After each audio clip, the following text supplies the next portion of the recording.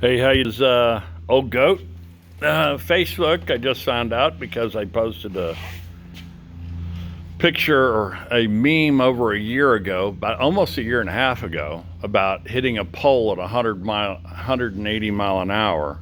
And it was showed, a vehicle hitting it and the damage caused. It was just like a drawing. It didn't show blood and guts, but it showed how bad the car would be destroyed.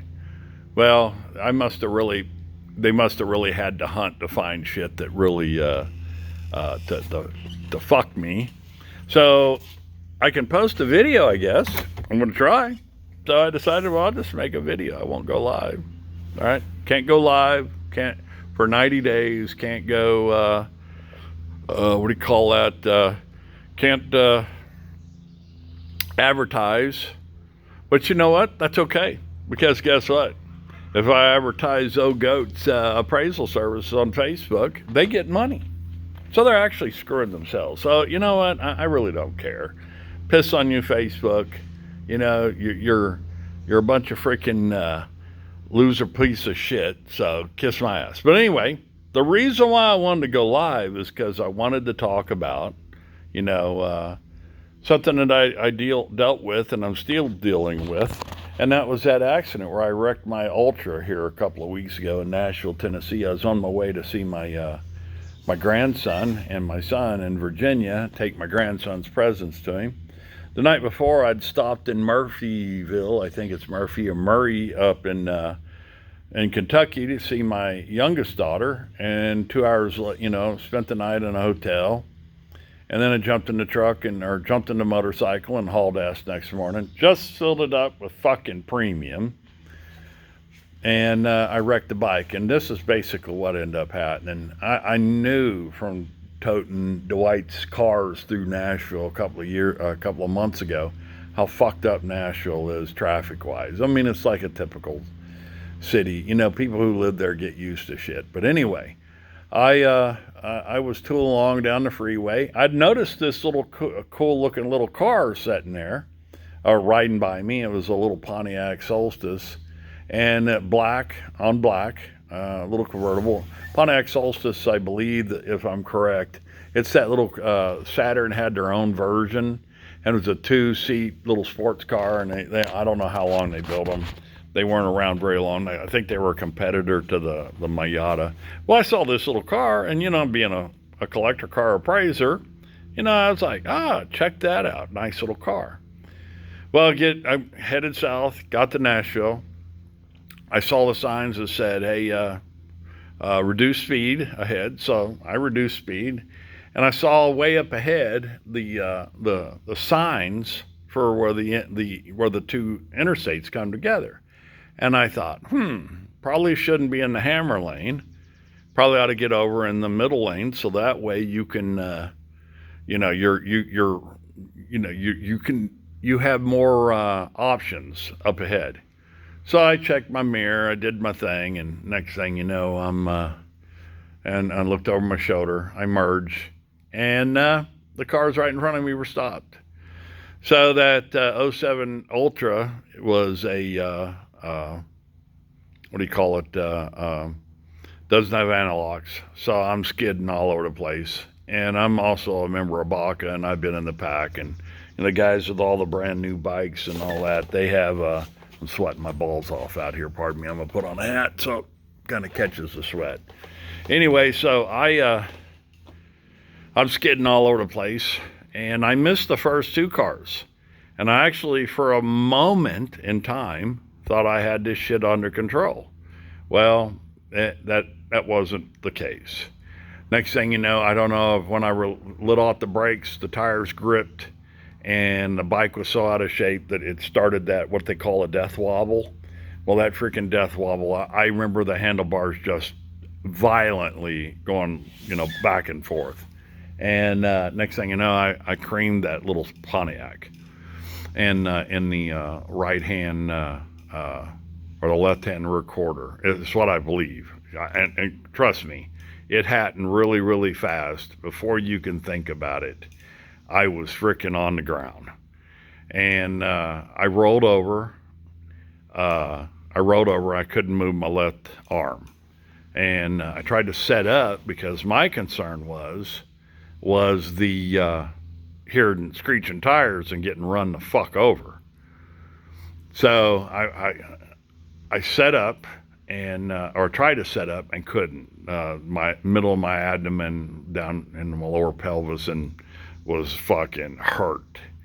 So I just fucking, Jim, hopefully it isn't bad. You don't get run over by somebody, doing like you, not paying fucking attention.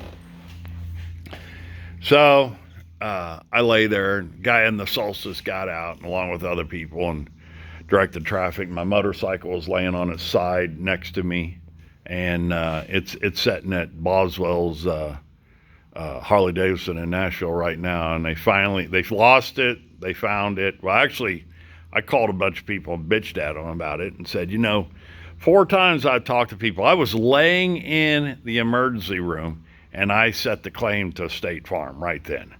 I got the claim going, and those guys immediately, they asked me where to take it. I said, nearest Harley dealer. They said, Boswell. I said, sounds great. Blah, blah, blah. Anyway, bike was supposed to head there. Well, it didn't do that. And multiple times I talked to everybody I talked to at State Farm, wanted to know where I took it, wanted to take it. I said, I've already told you guys, take it there. And I had some other stuff going on. I'll get back to that in a minute. But anyway, they got me freaking dislocated shoulder. They got me in the emergency room. They gave me some good pain meds. They freaking reset my shoulder. They did a CT scan. I'm freaking okay.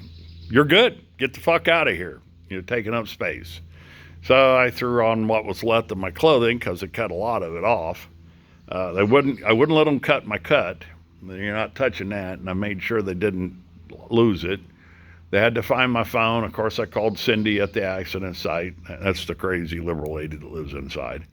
Anyway, she called my family and all that. Well, anyway, so my second thing I did was I emailed the chapter that my helmet had saved my life.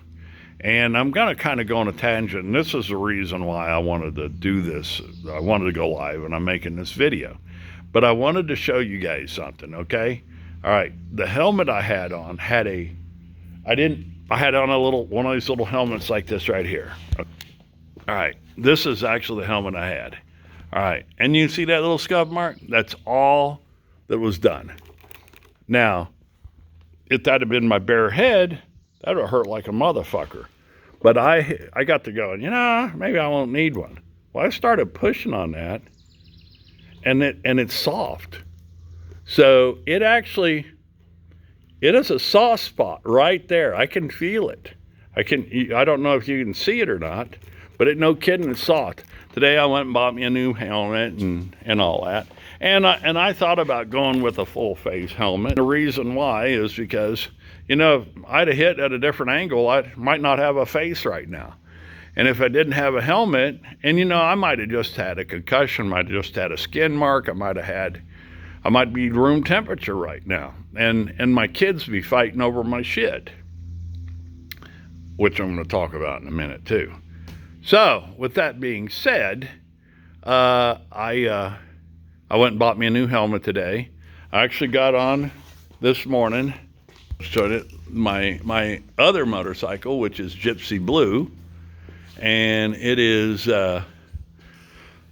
it's an ultra classic Softail, and it's kind of custom. It's got a few things. You can see my cut hanging from it. I usually have it hung up, but I'm just saying. But anyway, I'm going to go get me some. I got some saddlebags I'm going to put on it and stuff like that, so I can ride it and carry stuff. But anyway, what did I go with that? Oh, put my arm up on the one handlebar was good. My shoulder's still sore. They did X-ray yesterday, and the X-ray, I haven't heard anything bad about it. But every day I get a little more movement back in my shoulder, and I've been working at it because I'm afraid of letting it set. It's going to get scar tissue. But on the other hand, they had me in a sling for a week, and I was hurting, buddies. Let me tell you, I'm 62 years old and I'm a fat man, and freaking getting tossed off a motorcycle ain't fun. Twisted me in all kinds of different ways. So anyway, back to the, I got out of the hotel. I got out of the, they kicked me out of the hospital. Well, and like I said, I contacted my BACA chapter here in Springfield, and immediately the guys in my chapter, they got together. They contacted the Tennessee state president, which I think is also the biker liaison.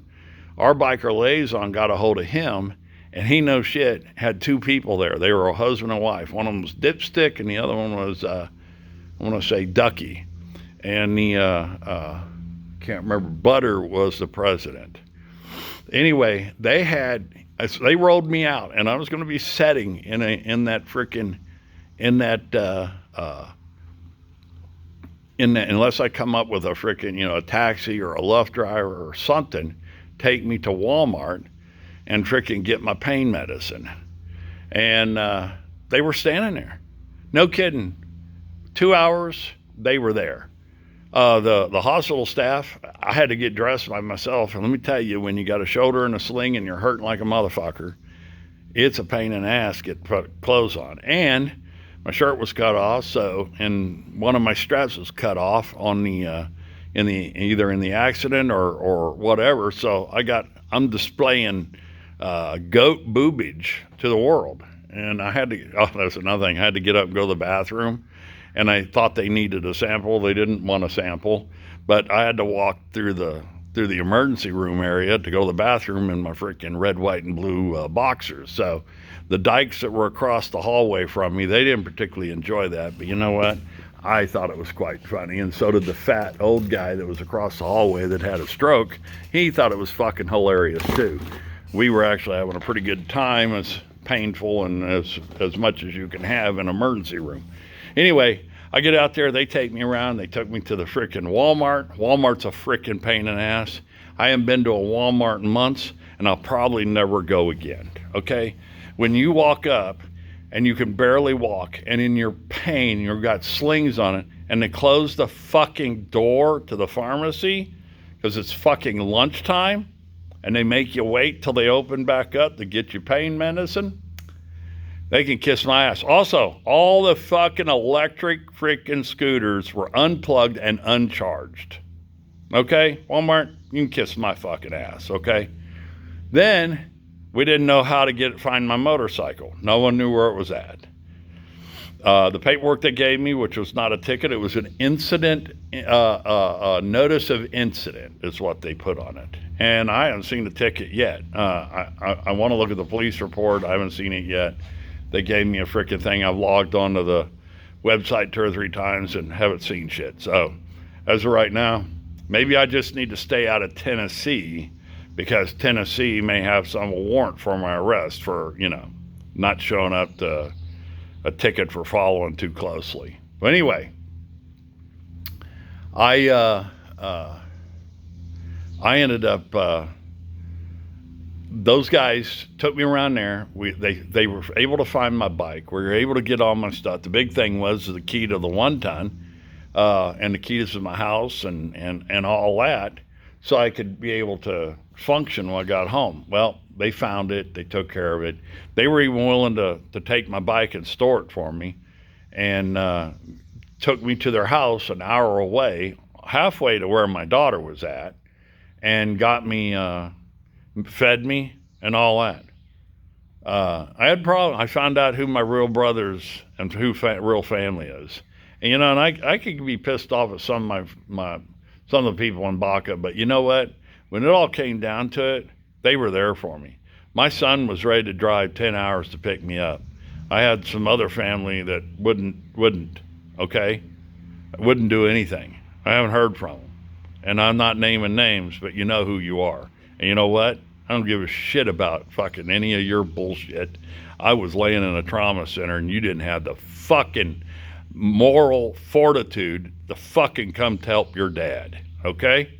I don't give a shit what you think of life. And you know what? So anyway, maybe I shouldn't spread that, and I probably ought to maybe reduce that out of this. But you know what? In reality, it needs to be said. They're going on life thinking they're frickin'. You know what? And I'm going to tell you right now, if you think that you're getting, if I was room temperature right now, okay?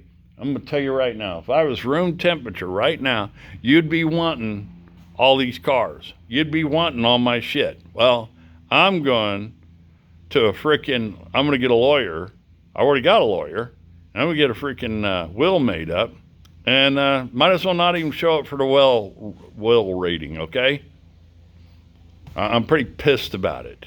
I haven't got no fucking phone calls. My son, on the other hand, who's 10 hours away, God damn it.